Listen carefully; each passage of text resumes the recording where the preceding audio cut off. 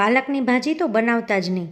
આવું કહેવાવાળા પણ આંગળા ચાટી ચાટીને ખાય એવી ભાજી બનાવવા માટે 2 પાવડા શેંગતેલ ગરમ મૂકી અને 5 ચમચી હિંગ અને 1 ડુંગળી અને 2 ટમેટાની પેસ્ટ ઉમેરી અને સરસ રીતે મિક્સ કરી થોડી વાર માટે એને ચડવા દઈશું. અને થોડી વાર માટે ચડી જાય એટલે એની અંદર સ્વાદ મુજબ મીઠું અને 5 ચમચીથી અડધી ચમચી જેટલી ખાંડ અથવા ગોળ ઉમેરી અને મિક્સ કરી દઈએ.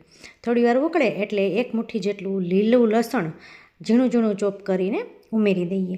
ત્યારબાદ એની અંદર 1 ચમચી લાલ મરચું અને અડધી ચમચી હળદર ઉમેરી અને મિક્સ કરી દઈએ અને તેલ છૂટું પડે ત્યાં સુધી ચડવા દઈએ. અહીંયા મેં 1 જોડી પાલક લગભગ 300 ગ્રામ જેટલી પાલકને ધોઈ અને એકદમ ઝીણી ઝીણી સમારી અને ઉમેરી દીધી છે.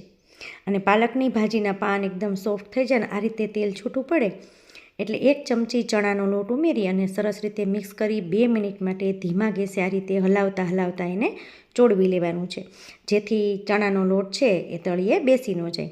તો આ રીતે સરસ રીતે બધું મિક્સ થઈ જાય એટલે આપણી પાલકની એકદમ ટેસ્ટી અને બધા આંગળા ચાટી ચાટીને માંગીને ખાઈને એટલી મસ્ત મજાની ભાજી તૈયાર થઈ ગઈ છે.